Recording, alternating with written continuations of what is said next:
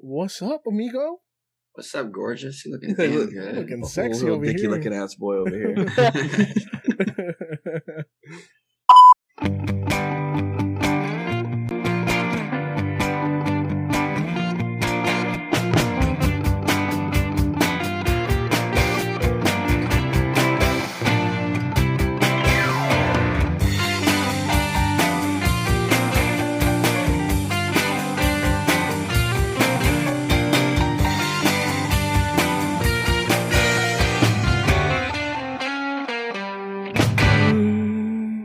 Hey, what's up, D fam? Welcome back to the greatest Bi-City podcast in the world, the Weekly D Podcast. I'm your host, Danny G. This is my incredible co-host, Mr. Kyle Austin.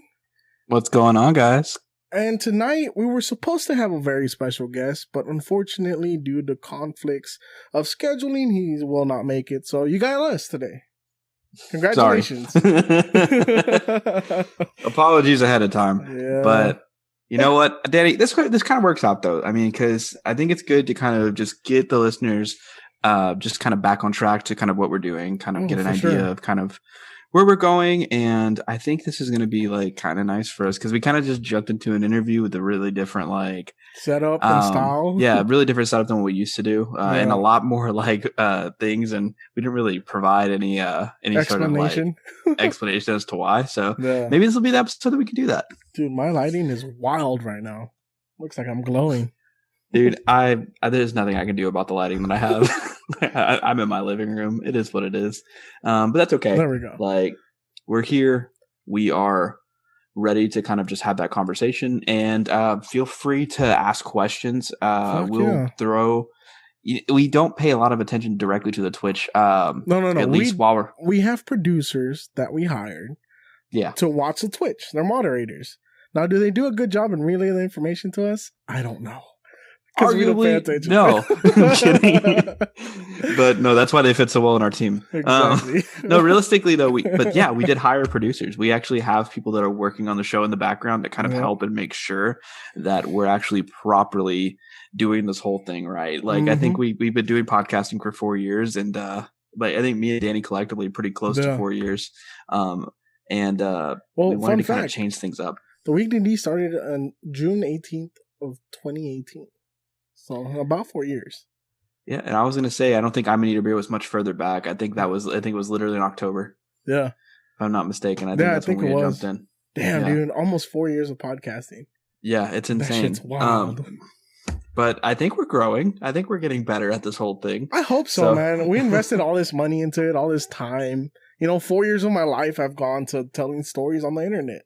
So I would hope it's picking up steam because So I guess we can kind of start like, let's go back a little bit, kind of figure out where we went for like a little while, talk about kind of like where we're going, and then we can kind of discuss a little bit more as we go to and introduce some special people that'll be like in this whole thing going forward. Yes. So I'm going to take you back a little bit, listeners. So we're going to go back to October. To put in perspective, every single one of us at Paper Plate Media being our big conglomerate that we're all working under at this point, we're exhausted. Yeah. We have been podcasting nonstop for almost an entire year. Some of y'all multiple podcasts at once. Yes. So me, as an example, I was doing both my the Weekly D podcast as well as Accidental Chaos, which was another podcast that I was on top of managing cryptocurrency, like with Doge and everything that was going on. And it was just exhausting, and I was really tired, and things were intense. I'm also working on an NFT project that released, earlier this year. It was just a lot. And on top of that, we have full-time jobs. And we also have full-time jobs. Yeah. So talking about burnout is something that like has just notably happened to a lot of people. And it was the first time that I had really ever felt that from a creator's perspective. Like I've never had something where I'm just like, I'm sick of this. I'm sick of it. I don't want to do it anymore. At least for right now, I need a break. Like I need a real break because I've taken vacations from it. But I got to the point where every single one of us was dreading to get on because we were getting sick of the same thing over and over again. So we stopped in October just to take a break, to kind of figure out what the plan was. And we decided let's put our heads together, think of some ideas on how we can improve the podcast, maybe brings a little bit more, clarity to like what we want to present ourselves as, and, kind of change direction on a couple different pieces to see if we can kind of become a little bit more professional, kind of build onto our style, improve on our editing skills, maybe eventually improve our video skills, things like that. So, come January, that's when everything really started to begin. Yeah, so we really had a defining moment where, as Paper Plate Media, we had to sit down together and just figure out what each show was. Because everything was, I hate to say it, a clusterfuck. Like, it was just a mashup of things. We were literally throwing stuff at the wall and just seeing what stuck. And we realized that wasn't the best way to go about it, especially with the opportunities that started presenting themselves to us, sponsorships presenting themselves to us. So we figured it was time to, switch it up and become a little more professional. Do something we really enjoy, which is talking to friends and talking to new people, making new friends. We've had really awesome interviews in the past, or we've brought some of them back, and we're going to bring back even more people, and we're going to meet new people. We have tons of people that we're lining up interviews with. And I mean, the Weekly D is just, it's evolving into something completely different, but something that's a whole lot of fun for us to do, and something we enjoy, and that honestly, we hope you guys enjoy as well as we proceed. I still think it's kind of crazy, like looking back at the year that we had last year in 2021, because I think when we had started the year of 2020, the expectation, especially during COVID and stuff, was we were going to build, right? We were going to build, we were going to really make 2021 our year. And I think 2021 was the perfect year to build instead. So what we kind of did really was figure out what worked, what didn't. Accidental Chaos became a real thing. I Need a Beer, it started to become a thing, which is our own podcast. It was a little idle. Yeah. It was going to happen, and then it just fizzled because there was just so much going on at the time that it was just intense, and it was just a lot, and it was very stressful.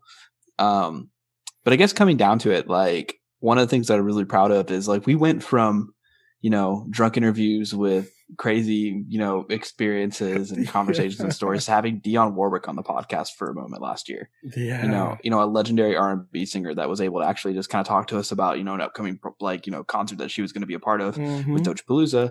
And I also got to speak to DJ Nomad, who's also worked with, people from, all over when it comes to like the just general music world, from anywhere from Lady Gaga to Beyonce to Britney Spears. Like it was awesome, something that really was hard to beat. And I think really we're on the right path to potentially topping that this year. So I think we have some awesome things set up in the background, and maybe less celebrity guests as it goes through, but I think we're going to have some really awesome conversations with some really awesome people this year. And that's the important part, right? We want to have conversations with real people. Not not to say that Dionne Warwick is not a real person, because she's absolutely, she is a person. She's very, very, very nice and very, very sweet, very, very sweet individual. But to go into more like, really talking to people that are going through it, that are grinding, that are building, what they want, just like we are. So, and that comes from all sorts of different, avenues and perspectives, from musicians to, business owners to, concert, creators to crypto creators. Like, we want to talk to all of them. Yeah. And this is going to be potentially our opportunity to do so this year. Yeah. And with that being said, this is one of the reasons why we're on Twitch now. We decided we needed to evolve and keep growing as a company and as a podcast. And we lacked in the video aspect of it. And, this is our chance to turn that around, produce video, produce the Twitch, have fun with y'all, interact with y'all. What's up to everybody in the chat? Metalhead and Mexi Beer Cod. We see y'all. Hey, I see you two beautiful, beautiful people. Yes, sir. We appreciate y'all for joining the cast and the conversation. Yeah, the conversation. My bad. I was reading the joys of live recording. Twitch is so really difficult as a podcaster. Like, you cannot watch the chat and keep talking. But no. We're adding new aspects to our podcasting game. We're gonna bring out merch finally this year. We got a lot of special surprises. A lot of people are going to get some really cool shit from us. Be on the lookout for it. We will be messaging a lot of the people that have been on this show and a lot of people that listen to the show. Yeah. So be on the lookout. We'll be hitting y'all up sooner than later. And y'all might be getting a special gift from us. From us, yeah. Yeah. In case you didn't know. But yeah, no, I guess kind of going forward, where we are today and kind of what the process is. So Paper Plate has taken a kind of a big step into actually becoming an official LLC. Mm-hmm. We're working on potentially getting that. We're finally getting that done. Yeah. We said we got it done, and then it just kind of, we thought we did, and it fizzled, and we just didn't have the funds for it because that's just kind of how the world works sometimes. But we got it now. We're working on getting it all set up and ready to go. And with that, Paper Plate Media is becoming a full-blown business at this point. Yep.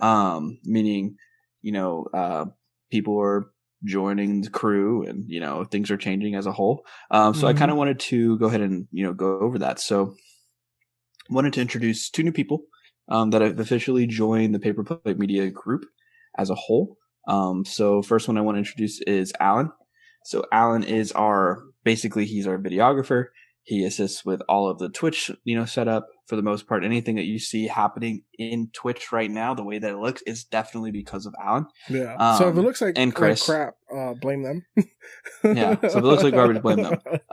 But he's been able to kind of really help revitalize kind of how Paper Plate Media as a whole, but also pretty much how this whole thing is going to look. How our video aspect is coming out. I mean, honestly, Chris and Alan, they've been doing an amazing job setting up the Twitch, setting up the Nightbots, staying in the chat. Alan has been exceptional to our team. He's been a great add-on just as much as Chris. Chris leading the Twitch for the whole company, and Alan leading video editing and producing for the Weekly D podcast. So we appreciate you, Alan. And we appreciate you, Chris. Yes. And Chris, we appreciate you. Y'all are fucking awesome. But Chris ain't new. I was like, gonna shout Chris out. He's like, I'm new in my heart. Right. But no, shout out to Chris for real. He's been really grinding and really doing some good, really, really good stuff for us and for the space. Another person I want to introduce, his name's Cody Dow. He's going to be the new producer, or not the new producer, well, basically kind of co-producer and creator and co-host of I'm Gonna Need a Beer podcast. Yes, finally, I'm Gonna Need a Beer podcast is going to be coming back. It's going to be all about, true crime, horror. We're going to be talking a lot of, aspects to horror movies. We're going to be going over some really fun conversations when it comes to the subject of horror as a whole. Maybe have some really fun interviews and guests on pretty soon. We also wanted to be sure we kind of have, an idea of really where we want to take this whole thing. And Cody is a great teammate and really keeps me accountable to make sure that I am able to get this third podcast up and running and back up into a good thing. Yes, sir. Finally, I'm Gonna Need a Beer is coming back. Will that episode with you, Danny, we did record. and me release? Whatever released, I don't know. Maybe. I mean, it could be a lost file, lost footage. Yeah. It was a fun conversation talking about Dorothy Edie and stuff. But we want to potentially bring on some like Bigfoot like hunters and things like that. That was like the fun aspect we really wanted to bring to it, and hopefully maybe have some really cool guests along the way. So we hope you stick around for that, and for, this as a whole, because we will be streaming here. That goes for us, Accidental Chaos. I'm Gonna Need a Beer for now will be mostly in post, so you really won't see that very much. But if we can do a live cast, we have like a special guest or something, we'll certainly put it here as well. But yes, sir. Going in where we are now, so yeah, shout out to those guys. But where we are now, we're reformatting. We're reformatting. We're rebranding. Like I said before, we're switching to more of an interview setup. You'll still have some episodes where me and Kyle are just riffing and talking about current events and world events. We still want to have fun with this. We want to get y'all more involved. So the more people that watch the Twitch and interact with the chat, I mean, the better. We'll have sections when we interview people where y'all can jump in and just ask your questions to the artist or whoever we're talking to that night. We're going to be playing games, giving out shout outs, everything. Like it's a good time for us to evolve as a podcast and bring y'all in a little bit more. We'll also be your favorite news hosts and news sources when World War III finally pops off. So just keep that in mind. Oh, hell yeah. We're going to be on it. Yeah, we'll be Putin in the work. No joke.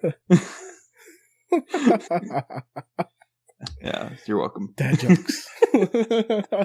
Anyways, But yeah, so that's kind of where we are now. Now, I guess overall, what do we want to look at in the future, right? And I think that's the goal. So one thing that we want to do for sure is we hope to definitely up a lot of our production. That includes video production, things like that. We want to become a little bit more professional in that aspect and start to kind of build on that.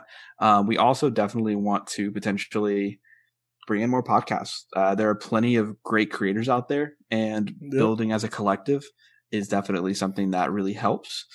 So if you have a podcast, or if you're ever interested in starting a podcast, and you don't really know how, definitely hit us up. You can always message me at It's That Guy Kyle on both Instagram and Twitter. I'm always pretty much available. People questions, things like that. Same with Danny. You can hit me at Danny_G951 on all social medias, or you can email us at theweeklydpod@gmail.com, and just in the subject line put help. We'll figure it out, and we'll help you out as much as we can. If y'all want to join the crew, we got tons of talent on the team now. We can always use more if there's ever an opportunity, and if you see like there's something that we may need that we're lacking. So keep that in mind. And yeah, I mean that's basically that. Looking forward to the future, we also hope to finally launch 2 of our other namesake podcasts that we're wanting to build, which is going to be Immigrant Mentality, which is going to be Danny and Noelia's big project. The expectation with Immigrant Mentality is going to be a discussion revolving immigration. Yes, sir. And that's going to be a conversation on both, pros for immigration and, negatives for immigration. We've done a few interviews, and they are some hot topics. Yep. And it's very interesting. We've learned a lot talking to all sorts of people from different walks of life, and whether they're pro or against immigration. You definitely want to listen to it, because you might learn something, you might switch a perspective, or you might just understand why the other people that don't agree with you are on that aspect. Not to mention, we may have maybe every once in a while have a fully Spanish integrated podcast, something specifically for our Spanish listeners that we want to build into Immigrant Mentality, especially if it's going to be stories from people that have lived it and that have told it, that really only speak that language. So we hope to bring that aspect of Spanish, but we also hope to bring that aspect outside of just Mexican culture and stuff as well, because there's a lot more immigrants out here than you think there are. It's gonna be a great podcast. I'm super excited to get it finally finished and fully released. But it's definitely something. Please be on the lookout for it, because when it hits, it's gonna do something. It's gonna be a game changer. And then the last one is it's gonna be kind of like a tester. We're kind of gonna be figuring out what the plan is for it, but it's gonna be a more intense, more raunchy take on our typical podcasts, a little bit more like the old school Weekly D. It's pretty much going to be the Weekly D on steroids. Yeah, old school. But a little bit more raunchy. And that's it's called right now the Weekly D After Dark, but we're working on some names to kind of readjust, and something that's a little bit more fun, maybe on the nose. And the plan is to have that built out pretty soon. You'll have links to be able to view it, things like that, because we kind of want it to go through somewhere where people can have the freedom to talk however they want to at that point. It is one of those podcasts where there'll be no censorship. Anything we discuss on there is free and open to be discussed.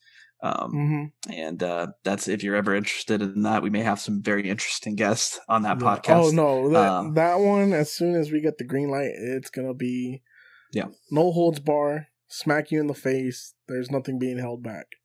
It's going to be a great time. It's going to be a great time. You might get disgusted by what we talk about, but it's going to be awesome. We're also coming out with a shorter version podcast, just like the Metal Show. That's going to be produced by Chris. And then we're going to have the Low D podcast, which is a raunchy version of the Weekly D podcast, but it's about 30 minutes long, where I will go on rants and just entertain y'all as much as I can. But and then we can't forget our brothers, our homies, Accidental Chaos. They're also a podcast. But so we're going to have Accidental Chaos hopefully going full steam again very soon. We're building in the background. Yeah, they're building a lot of things in the background, and it's going to be extremely interesting. And hopefully they figure out the show this time. We'll see. We're kind of all a mess, but a fun mess nonetheless. Yes. I mean, that's the point of it, right? It's supposed to be a fun, chaotic time. Precisely. Yeah. But we shall see. That's the fun part of it all. But I did want to mention, I guess now is the time that we pretty much caught up on where we are, where we're going, and what we're looking forward to. Now comes kind of a fun part. We wanted to last week, or I guess the week before last, you guys did get to see basically an up and coming artist known by Gammy Gons.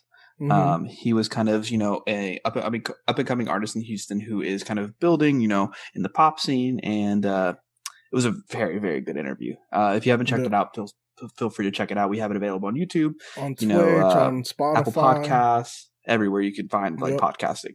But we have that readily available there. But what we are going to do, which is pretty cool, is we're going to listen to a live reaction to the new song with Gammy Gons and CA the Don, who's also a former guest of the show. Yes, sir. And we have a new song coming up. So, Danny, tell us about the song. All right. So this is a brand new song. It dropped last Friday.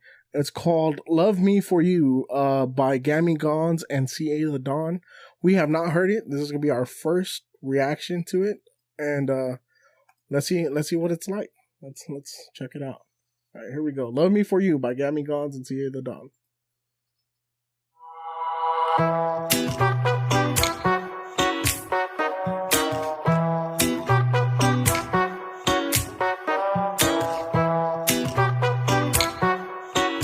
¿Cómo se dice no te necesito? I swear I don't need you, no, no, no, no. And you say you wanna leave, then walk out that door. And I'll find myself another, that is for sure. Yeah, you say you wanna leave, then walk out that door. No. Yo la cacería, toda la putería. Dime lo que quieras, pero ponte ya la pila. Yo la cacería, toda la putería. Dime lo que quieras, pero ponte ya la pila. You don't gotta love me, I'll love me for you. La cosa está dura, la cosa está blue. Say that you love me, I know that you don't. And I'm calling you best as you walk out the door, baby. If you don't love me for you.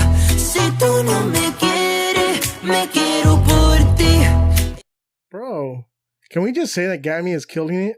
That verse is cold, bro. So first of all, I want to talk about it because I want to really discuss the actual instrumental behind it. Mm-hmm. I really like the tropical vibe that's really coming from that. It has that very how would I say it?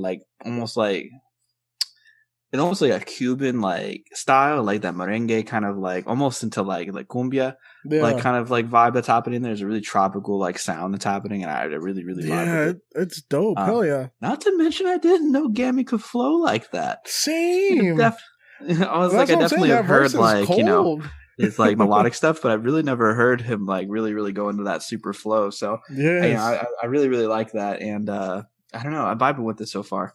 Yes, all right. Yeah, it's dope. I wasn't expecting that from Gammy. I'm not gonna lie. Just like you said, we've heard him sing his melodic stuff, but he's actually killing the flow here. All right, you ready to get back in it?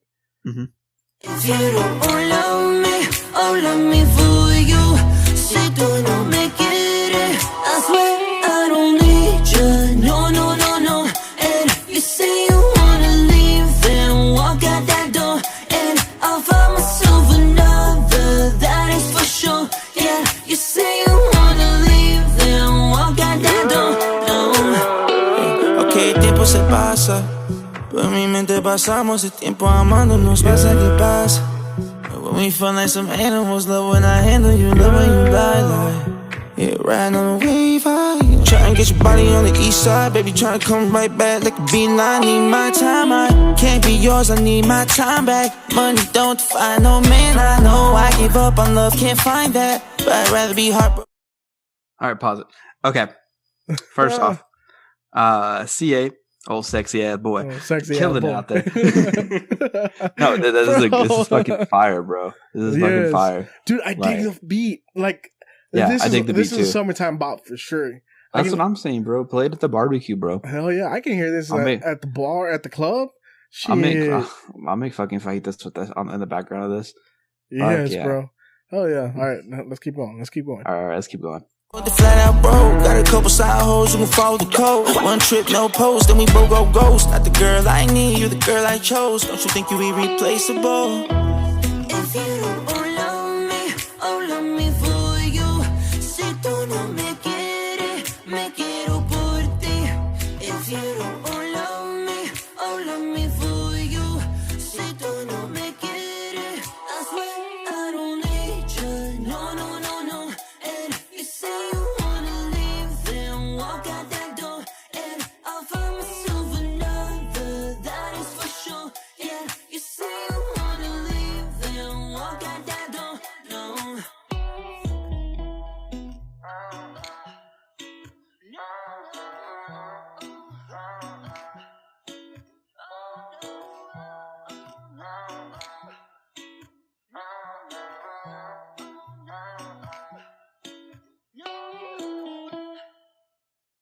was solid.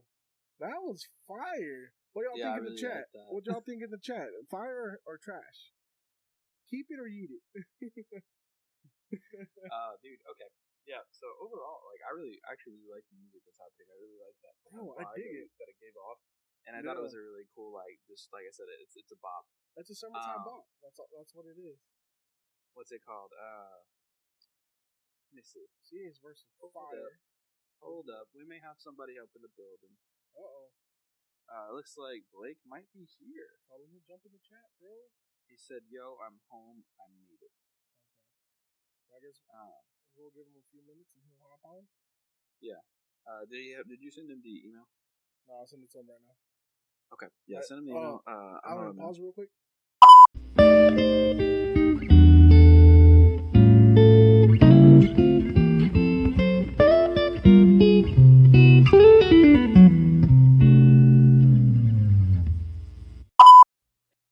And we're back. Live. We are live, and we're back with our special guest. He made it. After all that shit you talked in the beginning, Kyle. Oh, late ass. Hey, man. That's what happens when you overschedule yourself. Yeah, dude. So I just wanted to introduce some, if for those who don't know, it's just a legendary, musician big sexy in the building. Sexy motherfucker. I want to introduce Lil Dicky. Everybody. Fuck my dicky, bitch. No, this is Bleezy Blake, a pivotal member actually of Accidental Chaos and the Paperplate Media Company. He's also an up-and-coming comedian, starting to kind of work and build in the Houston scene. Yes, and we just kind of wanted to have a short conversation with him and kind of just talk about how things have been going in the comedy scene. So, Blake, first and foremost, you've always been kind of a funny guy as long as I've known you, right? But what legitimately led you to wanting to try comedy? Oh, dude, that's easy. So I've always wanted to try comedy. I've every aspect of my life, like when I was growing up, was surrounded around performing or drawing attention to myself. Just because I'm ready to do the next thing to make everybody laugh. Because there's a lot of dark shit that goes on in life, man. And they say comedy is tragedy plus time. Mm-hmm. I agree. And I've had 28 years to experience the tragedy and turn it into something fun. There's also this fun song, the lyrics from A Day to Remember that said, all I want is a place to call my own, to mend the hearts of everyone who feels alone. And that's what comedy clubs are, man. Comedians got some fucked up shit typically going on in their heads. Yes. And this is a place where you can not feel alone in doing that. The inclusivity in comedy, Houston in general, the comedy scene is diverse as fuck. And what's beautiful about that is it perfectly represents what Houston's about, and that's our diversity. Texas in general, I've said this many times. Texas, our motto is a singular word, and that's friendship. Mm-hmm. And you can find all those things in comedy, and especially in the Houston scene. But what pushed me to do it was I got tired of not feeling fulfilled, man. You've got to pursue shit that you want to do. Everything that pushes you to create, that's what you've got to explore. That's what you've got to nurture. I've spent so many times fucking wasting time with hoes and wasting time with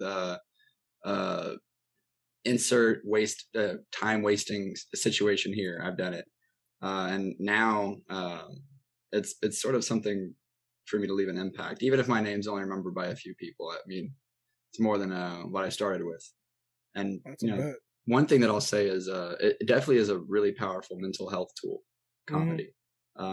And I guess unlocked that after going to the gym one day after a really bad breakup. I was like, this is the lowest I've ever been. Let's see if we can start growing. And then the moment you start really growing and working on yourself, you actually start seeing the results of what that is and what this life is really about. And that's self-improvement.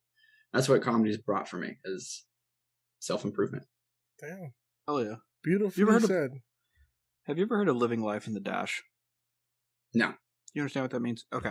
So I'm going to break it down for you because I think it's really interesting, and I think it kind of, really goes into kind of what you want to discuss when it comes to finding your purpose and things, right? So living life in the dash, it starts with this kind of story of the two dates, right?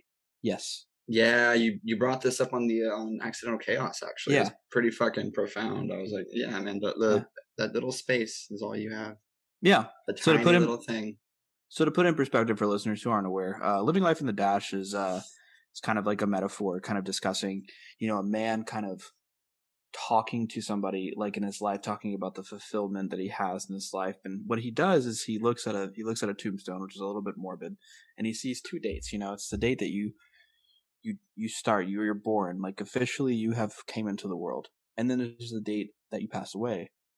But people don't notice or really pay attention to is really the most important part, which is the dash in the middle. The dash is when you first find love. The dash is when you first find heartbreak. The dash is when you first find out to ride your bicycle. The dash is when you lose somebody you love. The dash is, finding that first job, finding that passion. Trying DMT. Trying DMT maybe once or twice, multitude of things, but it's a very important aspect into when you say living life in the dash, because as you get older, and this is just something that inherently I've been coming across as well, you really look at your mortality in a different way, and you start to kind of think, at any point, things could happen right in an instant. It could vary from age to age, because nobody's safe from that. So living your life in that little dash, no matter how big that dash may be for you, is really important. And finding that opportunity to find those passions that you have in life are pivotal. Oh, absolutely. Yeah. Absolutely. Damn, especially that to your growth. Yeah. Oh, yeah. And it's beautiful when I heard it. It's really cool, man. It's fucking, you got to do that. You every single moment, you see so many people passing, so many dying, so many regrets that have been heard. You don't want that. No. Especially after this past year with COVID and everything, you just see all these people that, they're dying, or people are full of regrets because they lost someone that they could have done something with them, and they didn't send a text, they didn't do this, they didn't do that. Bro, COVID was a backhand to everybody. It really was. It was get your fucking shit together, It bro. really did slap all of us in the fucking face, and then we're like, whoa, are we on the right track? Are we happy with what we're doing? That's the most important thing. That was the most important question raised, is are you happy? Are you? Yeah, I mean, can you tell me that you are? And what makes that happen? It's funny too when you think of happiness, because I heard this recently, and I heard the way that you explain happiness is not a goal. Happiness is not something you have to continuously strive to find, because if you strive to find something for too long, you never will. Happiness is something that you eventually build, and you create. You create that purpose. You do think of the little things that you have in your life, and they make you smile, right? But finding happiness is like a fallacy in a lot of ways, because in a lot of ways it really is almost a detriment, because you're constantly looking for what makes you happy. But realistically, not putting a focus on that and just living your life instead, even when it's bad, even when it's ugly, is important. Because this life is full of things and lessons. If anything, it teaches you the lesson of that.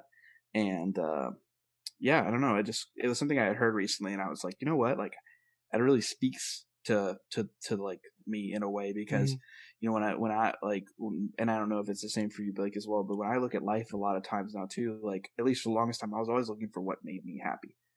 Was it gonna be this? Was it gonna be, making a bunch of money? Was it going to be, doing, and then when I had some successes in certain places, I didn't feel 100% fulfilled. I didn't feel 100% happy. I just felt like I wanted to move to that next goal, right?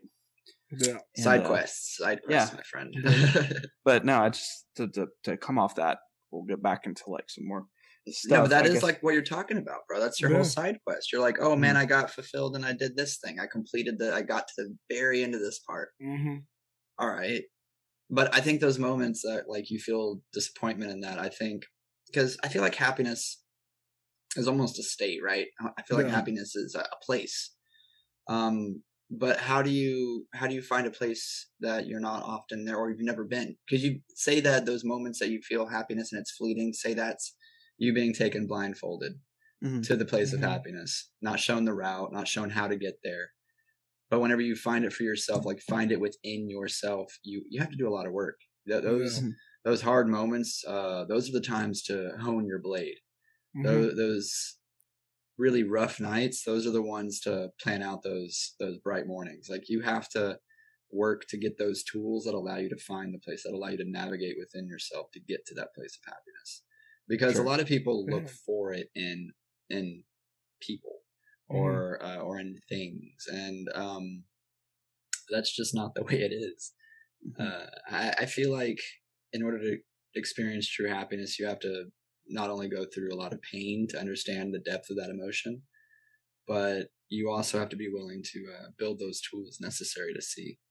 Because it's hard to see happiness when it's a dark world, man. It's dark for a lot of people. But that's for sure. But that's no excuse to stop looking. Yeah. Yep. No excuse. So Well said, to pivot man. off that and to kind of talk about, pain, right? And things that like it's sad.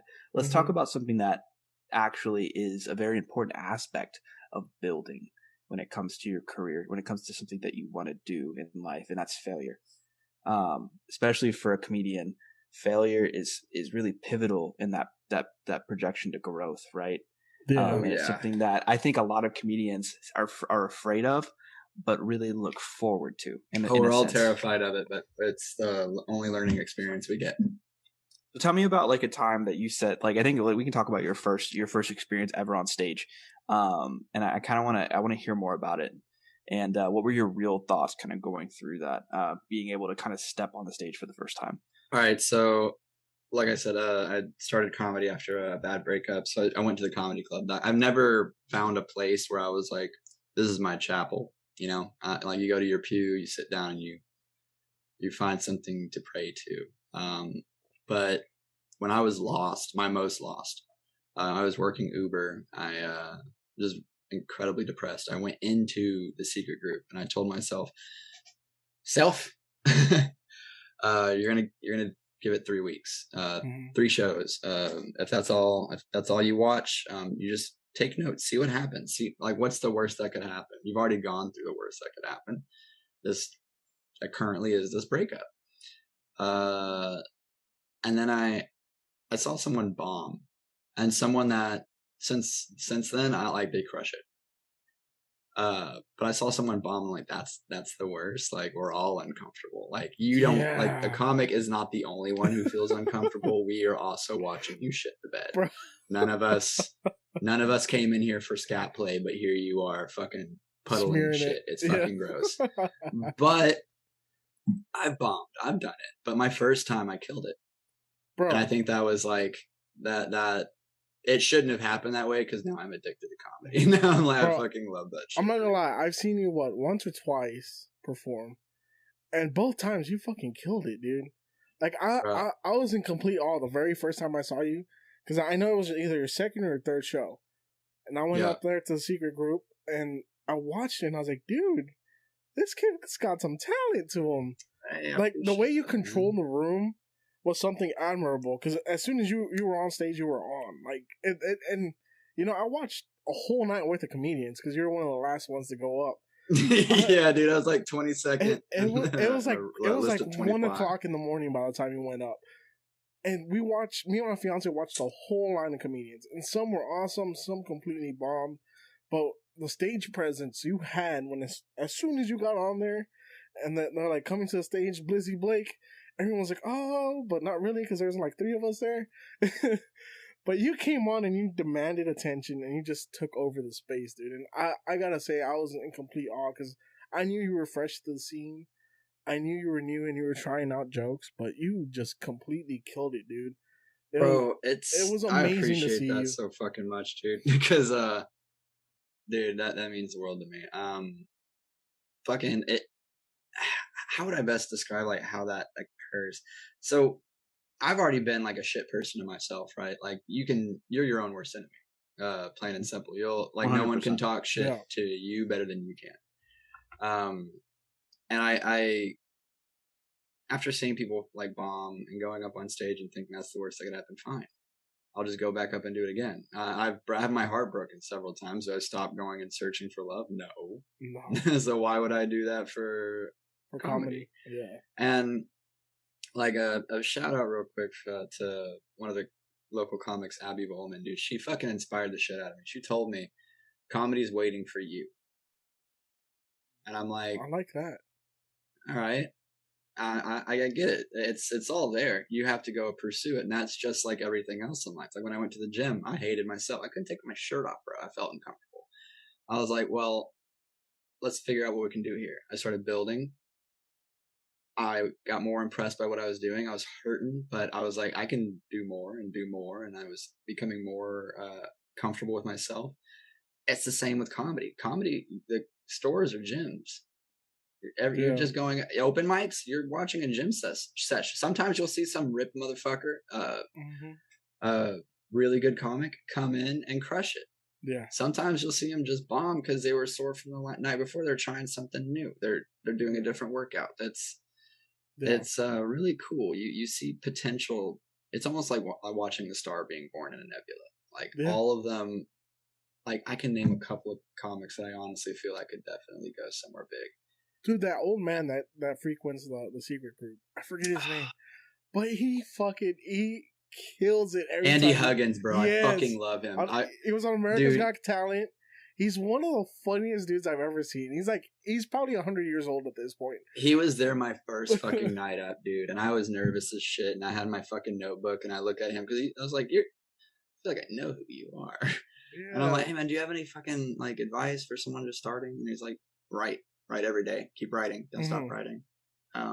Go up there with confidence, believe in yourself, because the thing that happens when you bomb, because you can always come back from that. But a lot of the things, like when you bomb, it's like hitting the whiskey throttle. You fucked up and you're like, well, people stop believing in themselves. They'll start bombing, and then they'll start treating the mic like a therapy session a little too on it. They're like, yeah, my dad hated me. Yeah. And it's like, no, dude, it's okay. You want to know one thing I appreciate about your comedy is that you don't go for shock value. Like, you're telling real stories. Because I frequent comedy clubs all the time. I love comedy. I'm a student of comedy. I want to I want to build the courage to one day, do comedy again. Because first 2 times I did, I bombed, and it was terrible.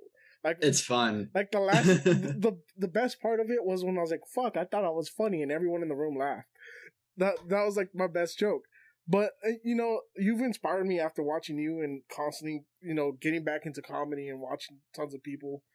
You've inspired me to start writing again, and I appreciate you doing that because you did it unknowingly. Thanks, dude. But like, I've realized I have such a love for comedy. Like for Valentine's Day, I took my girl out to Hot Brunch Drag. That what's her name? Tressa, that's also frequents the secret group. Tressa and I forgot the other girl's name. They did it, and it was a good time. Julie was there. The trans comic. Fuck yeah. Yeah, and it just Julie's a shit. Yeah, but it made me appreciate the way you do comedy, because I saw people that went for just shock value. I saw people like you where you had substance to your stories, you had your jokes well thought out and built up, and I just like, I don't know, man. You made me fall in love with comedy again when I went to go see you, and then seeing all those people. I fell in love with comedy in a fucking profound way, dude. So I understand, and dude, so. I know some like hesitation to getting up on stage, trust and believe. I understand that shit. But dude, I'm telling you, the moment, like whenever this is how it happens for me. I'm nervous before every show. That'll never change. I'm always nervous. Which is good to be nervous. in degree. Yeah. But the moment I like see the mic suspended in light, dude, and it's waiting for me. And I grab it, it's time to go to work. Bleezy Blake. I'm like, dude, this is who I gotta be. This is who I want to be. And then it's just, it all like syncs. That's why I say like whenever, like, that's why I reference the chapel to the comedy clubs. It's like, I don't have a God to pray to. I have people to make laugh. And that's what I'm here for. Yes, sir. Love that shit. I love that shit, honestly, Blake. And it's funny, like, I guess going into it, they were kind of talking about how shock value and things like that. I love all it's something that happens too in comedy, right? And it's something that happens frequently in comedy, and people have taken, different stances on how they feel about shock value comedy. Yeah. And as somebody who used to previously do a lot of shock value comedy, have you felt the shift and the change in kind of how you present yourself? Do you feel like you're more careful whenever you're telling jokes? Like you feel like you need to be, or do you feel like it's just kind of the way things are moving? This is the natural progression of comedy, and this is where things are going to go. I don't know. I feel like I'm still like learning my recipe, still getting my dishes down. I enjoy shock value comedy so much because it's the people that you don't expect it, right? Like, I don't want to talk about poutine. Don't you even bring it up. No, I'm not going to bring up the poutine. It's not good to be French Canadian. Everyone knows that. But no, man, it's I don't know, dude. It's you evolve over time for sure. I have some shock comedy things that I can say easily. My brain is just ready to say some potential canceling things, but I don't know. I really like the comedy that I've experienced, the things that I have made fun of in my life. That's why I do story-based comedy, is because y'all want to hear some fucked up shit. Like, that's literally my life. I've got 28 years of, excuse me? You saw what? How many times was your cousin's dick cut? Like, that's crazy. Yeah, you pissed on who? Yeah, one of the funniest jokes that I've heard when I went to go watch you. I don't want to give it away, but it was a gift you received from uncle, the deceased uncle. No, is it the dead dude? Yeah, that one was wild. The dead guy dude. Pocket pussies, man. Bro, you should have seen the comedy club, Kyle. When he said that, everyone went quiet. They didn't know how to react. Bro, it's great because like here's like what actually happened there, man. I was engaged at one point. You boys know that. Yeah. And I was taking care of her dad as he was passing away of cancer. And this is something I've done with a lot of my family members. I just take care of people when they're passing. But him and I got really close. And this guy is like 6'5", fucking was 280, something like that. And a polar bear of a human being. And, you know, whenever I first saw him, I'm like, this is an imposing dude. This is a big-ass guy. But, you know, I'm not sure that cancer makes your dick that little. And if it does, we need to obliterate cancer right now. MD Anderson needs to be given NASA money, needs to be given the war budget. I don't know what's happening here, but it's some fucked up shit. But he's starting to, like, you know, fade a little bit. And he said, you know, people take little trinkets from the dead. You know, if your dad died, you might take a shirt or a flannel. And that's what she did. And he tells me that the duffel bags in the closet are like for me. And I'm like, and like, to give you like some backstory, he was a motocross person. Like, he did a lot of motocross. He had some sick gear. And I was like, oh, this is some cool gear potentially. Maybe it's drugs and money. I don't fucking know. So I open it and it's like 2 pocket pussies, bro. Like, it's pocket pussies and a couple pornos, man. One was used, one was brand new. This shit was fucking like, and you know, like, it had like some Try-Me glue still stuck on the bottom of it. You know what I'm talking about. Did you try it? And, like, honestly, dude, I looked at it and I'm like, well, I'm not going to just break up in the new one. I might get a refund on this one. And if anything, we're going to figure out what this is about. So, like, her dad, she slips into her dad's flannel to remember him, and I slip into the pocket pussy to remember the old man. Let me tell you, bro, pocket pussies are dangerous. For a single guy, for sure, dude. No, if anything, abortions don't need to be illegal. Pocket pussies need to be illegal. Like, women's rights, bro. Fuck the pocket pussy. Can we talk about how Texas is the greatest state ever? We canceled COVID and we canceled abortions all in one shot. In 1 year. That's pretty fucking rad. That's pretty rad, bro. You know, people are worried about COVID and it's fucking, like how infectious it is, bro. Have you seen someone yawn? Yeah. Bro, and tell me you're not going to immediately yawn right after, bro. Oh, instantly, dude. I'm the worst at that. Hell yeah, bro. I am the worst at that. Someone can fake yawn and I start yawning. That shit's terrible. Piece of cake real quick. Where'd you get that from? I made it, bitch. Bro, did you not see? He sent us all a picture of when he was making it. I didn't see the chat. Oh, man. You're missing out. You should pay attention. I have lots of fun with making cake. I'm not good at paying attention to things. ADD is really a bitch. Hell yeah, bitch. And for some reason, I'm dyslexic now, so that's new. I don't know. Oh, that's cool. Oh, did you just get the booster or something? Yeah, that explains the third arm under here. Kyle's saying he's got a giant dong. You know he's 2% black, and it's only below the waist. That's true. He's 2% black. You Is didn't that know for that? real? Yes. Yeah, no, actually, I'm 2%. No, it's like 1.2% sub-Saharan African. Totally. You should run for president. Right? I am. You're like actually, a smoothie, bro. Like, I am so actually 17% Native American. That is a fact. Oh man, What yeah, you tribe should I- definitely run for president. We took all of your land, bitch. Oh, You were like, bitch, don't kill my tribe. We said too late. Just don't kill my tribe. Oh my god! All right, Blake. we pivoted. We really did pivot. No, that's actually what Pocahontas was saying, low key. But she was twerking on John Smith, like, bitch, don't kill my tribe. It was great, bro. As someone that's known for saying outrageous shit, how do you feel about cancel culture, man? And how like Fuck cancel culture stuff. They can suck a whole ass dick. All right. And the people that support it, they can suck a dick too. Do you think though that there are some people who absolutely need to be canceled though?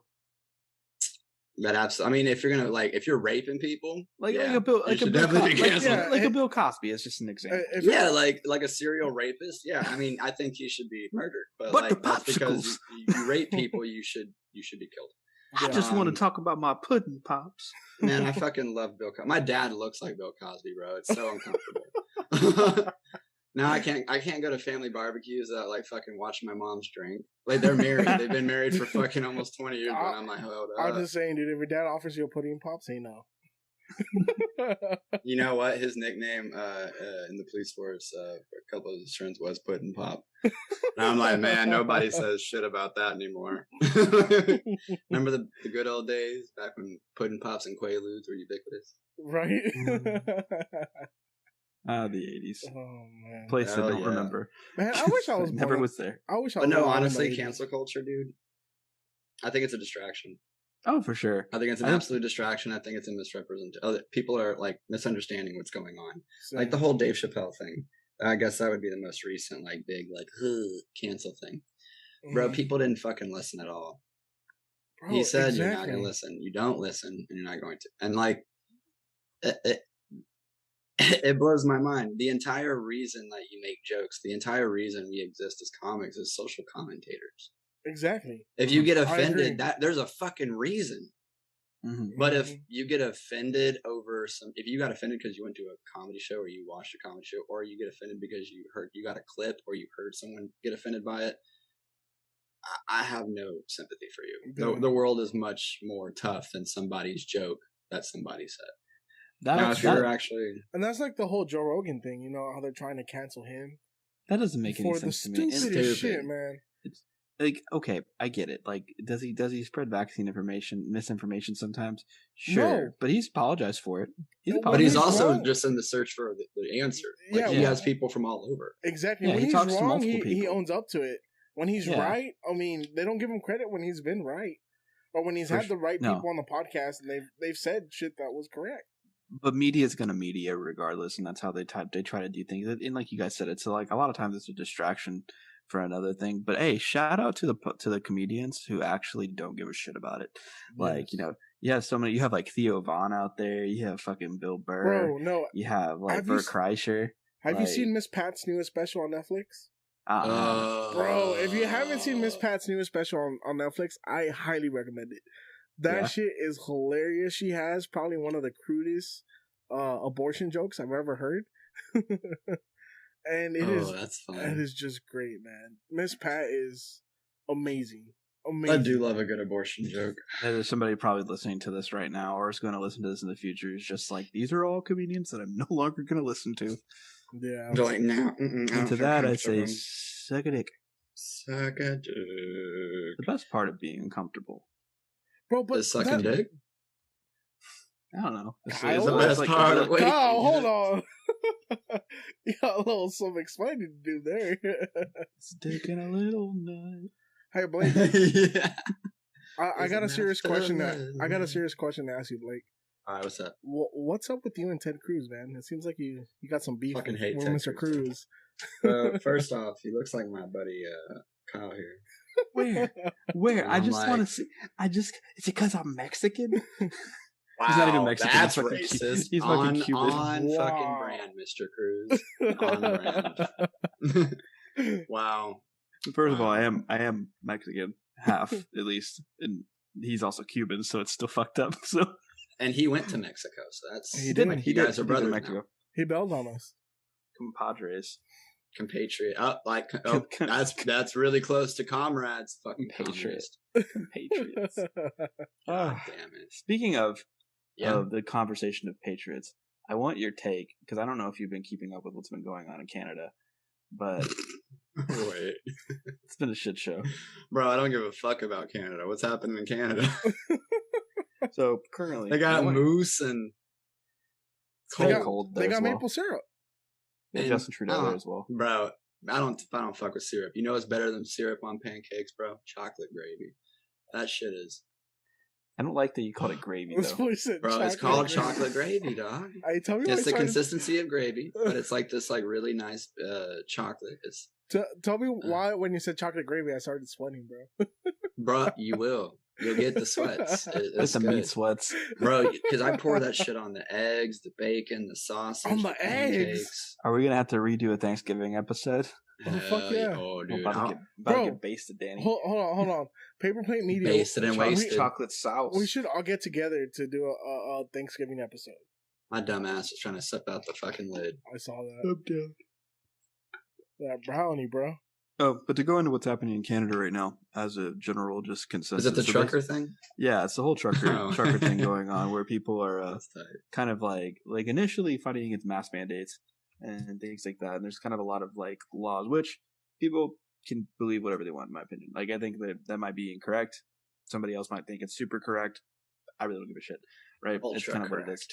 However, though, I don't like the idea of people having access to freeze bank accounts when they deem it necessary to do so. So that's something that's happening right now. That's not cool. Is they're actually freezing protesters' bank accounts. That's fucked. And yeah, that's why people have been trying to go to crypto, but they've been talking about assets in general, like freezing assets as a whole. So potentially trying to freeze their crypto wallets as well. You said assets. So that. Oh yeah. Yeah. So it's one of those things where it's kind of just like the world is just in this place where it doesn't want to like listen to its people, right? Canada being an example of that, where it's just there are a bunch of people who obviously have an issue with what's going on, but they don't really want to listen as to why. They just want to automatically deem them wrong. And I want your opinion on that, Blake. Bro.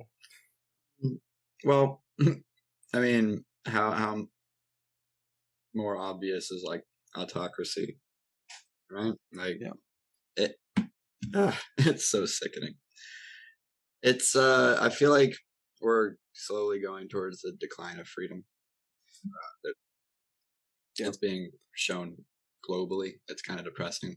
Fuck yeah. Have you seen South America, dude? They're all socialists and fucking communists now. He shot out Salvador, though, for being Bitcoin friendly and embracing technology. It's just, it's for me, I just try to focus on literally everything else. I find that if I focus too much on all of that, it's only gonna force me to want to fix the world, because I have that issue. If I see something broken, I'm trying to fix it. And I got obsessed with it for the longest time. Like, I got really into politics, and I honestly think that the people that are in power, those people that pursue power at that level, it's corrupted you already. If you're pursuing that level, you're already corrupted by something. Even if you try to start it off with like good intentions, like you've walked all the way that path to hell. Like I don't know, man. It's hard to disagree with you on that one, because it's hard to see positive people. You don't a lot of the time. A lot of things where they try to utilize like the people, the people, quote unquote, or what they believe that is. It's usually just a front to build their own, and that's Republican or Democrat, whatever. It's the same. At the end of the day, if you really want to break it down, the fundamental rules are the same. Take advantage of the people that are not in control and be the person in control. Right? That's really all it is. And I think when it comes down to it, this is just getting kind of heavy, and I'm sorry. I keep doing this to you, Blake, during a conversation about comedy, but bro, the people are multifaceted. Yeah, it's one of those things that's like insane to me, and I don't know. I just think there needs to be fundamental change in the way that the world kind of views certain aspects of things. I don't know. If the world it's unfortunate. I think we'll all be dead before we see that. Yeah, probably. At least we will initially. Hopefully our grandkids won't. Who knows? We'll be alive in the metaverse. I mean, then we could, like, if we're worried about the grandkids, we could talk about the dwindling harvests, over harvesting, not being able to replenish the next year, and then topsoil degrading. Sucks. Mm-hmm. It's a big bowl of depressing, and that's why we got to giggle about literally everything else. That's what we're here for. Like, hey, everything's on fire. Let's talk about how small the dick the fireman had. Hey, Toby Keith said it best. I'm not here for a long time. I'm here for a good time. Toby Keith has said a lot of shit, sir. Toby Keith has been the response. My response to Toby Keith is always a blackout drunk phase. Yeah. So, it's not even my music, but Toby Keith just in the air, and you're drunk already. Exactly. I don't care if it's nobody's music, like country, whether or not, no matter what state you live in or country you live in. All I will say is there's never a wrong time to play Neon Moon, ever. Neon Moon is the greatest song. I like the covers of Neon Moon, but every time I hear that, I'm like, bro, I am not about to smoke this cigarette, am I? The sun goes down on my side of town. Anyways, Blake, I wanted to thank you for jumping on. Yes, it was awesome to have a conversation with you. It's cool, man. I just demand your firstborn. I can provide some salt and maybe like a little bit of like. I have this water bottle. That's pretty much all I got. That's all you got? How about you recycle that and make sure it doesn't go to the trash? Pay it forward. I live in Kentucky. That is what I'll say. Anyways, they don't know how to spell recycle. Certain parts of Kentucky, that would be correct. You're a little further south toward Tennessee. They're going to start spelling Kentucky incorrect too. You know what state's the worst though? Fucking Louisiana, dude. Oh. Worst goddamn state in the entire union. Well, they do have Mardi Gras. Fuck yourself, Louisiana. Every time I go there, you got fucking goddamn dinosaurs roaming the fucking waters. And your bitch ass, like, every time I go there, I'm surprised and inspired every time I see someone with more than 7 teeth in Louisiana. I'm like, bro, do y'all just all work at Lowe's making keys? Like, what the fuck y'all doing, bro? God damn. Fucking hate that shit. That just went over some people's heads, but think about it. We got dentists. We got alligators afoot. I don't know. That's all I have to say about that. Fuck Louisiana. Did you go to Mardi Gras down there, or? Hell no, I went to Galveston. Galveston? Same. Yeah, that was wholesome as shit. Hell yeah, right? Galveston Mardi Gras I was like, is like a people good were time. like, beads. And I'm like, this is the only time, like, people are going to legally let me throw shit at their kids. So might as well beam this bitch right down to their kid. Honestly, you're not missing much from, like, a New Orleans Mardi Gras. Last time I went to New Orleans Mardi Gras, I had a death threat. Someone tried to pickpocket my friend, and I ended up in a brothel. Nice. Brothel's That's a good time. Yeah, it was an interesting 4 hours. 2 pockets got picked that day. No. Did you get any? Did y'all play any? I'm sure a few of you guys have heard that story. If you listen to some of the weekly podcasts, I've talked about that experience in New Orleans for a while time. Kyle admitted they played pocket pool that day. Damn. No, sir. Anyways, boys, thank you guys for listening. Thank you guys for listening to our stream and our Twitch and listening to us talk about random shit for like 45 minutes before. I do want to say, Blake, you know, if you get closer to the mic, it's still Blake, if you don't mind shouting out your social media, just so we can know where to find you. And I'm Big Daddy Bleezy on Instagram, bitch. It's that little thingy you see right next to my face if you're watching. There you go. Yeah, Big Daddy. And where can they find you if to go to perform? Anywhere in Houston that's got an open mic, you'll find me. Secret Group, Rudyard's, Darwin's. Have you been to Rudd's? Lots of places. Where? Rudd's. Ruds, yeah, man. Yeah? We went to the Gay Agenda show. Me and my buddy Tyler got called stepdad, stepson couple. Nice. And yeah, I was like, God, now this motherfucker calls me sport. You know what? I went to Pissing that hot brunch rag at the Ruds, and I was like, man, I want to go see more comedy down here. It seems like a good vibe. Montrose seems like a great place to listen. Montrose is a fucking magical place. The neighborhood is live and well. Yes, sir. Long live it. Avant Garden's pretty sick too. Oh fuck yeah! And for live poetry too. I really like that. Yeah. Our friend Omer does live poetry at Avant Garden. That's tough. Yeah, he's pretty you should leave that backwards ass state and come back to Texas, bitch. You got you're like, my friends do this stuff in Houston. Right. That's pretty much how it goes. I was like, I have friends in different states. And low places. I got friends. I got a couple of friends here. And a couple of good people. But regardless, again, Blake, thank you for jumping on. Yeah, man. Thank you guys, listeners, for listening to the weekly podcast again, and joining us on this journey. You can find us pretty much anywhere you find podcasts if you want to listen to it and kind of listen to this again if you want to kind of go deep dive into the fully edited version of this. Thank you for those who listened to this live and were able to listen and wait through our breaks. Yes. Shout out to, let's do some shout outs real quick. Shout out to Accidental Chaos 69 for listening. Although we know it's Chris. Shout out to my dealer for also watching. Yeah, for the supply, right? Shout out to Tombstone, who's our producer. Shout out to Mexi Beer God. I almost said Mexi Bad Guy, but it's Mexi Beer God. Shout out to you for watching the live stream. Shout out to Metalhead 41294. That's a long ass fucking tag, but shout out to you too. Took all Maybe the that's letters Cody? and numbers. Yeah, that's Cody. And then also shout out to Gammy Gons. It was pretty, and Ansi of the Dawn for the sick music we got to check out right before Blake jumped on. Oh, so you had a whole ass party. I bet there were drugs too. I'm disappointed. So if you guys want to listen to more of the Weekly D, you can also or keep up with our social media. You can also check us out at the Weekly D Pod on both Instagram and Twitter. You can also again follow me at It's That Guy Kyle on both Instagram and Twitter, and Danny at Danny_G951 on pretty much all of social media. Yeah. We do also have a TikTok, random stuff like that. We're building a YouTube channel, all that fun stuff. So make sure to check it out. Be on the lookout for anything Paperclip Media related. We look forward to growing with you. We look forward to seeing you as this thing progresses, and we'll see you guys next time.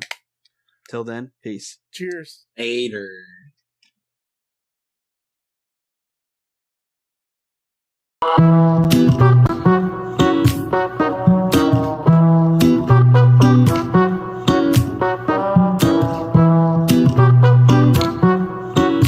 ¿Cómo se dice no te necesito? I swear I don't need you, no, no, no, no. And you say you wanna leave, then walk out that door. And I'll find myself another, that is for sure. Yeah, you say you wanna leave, then walk out that door. No.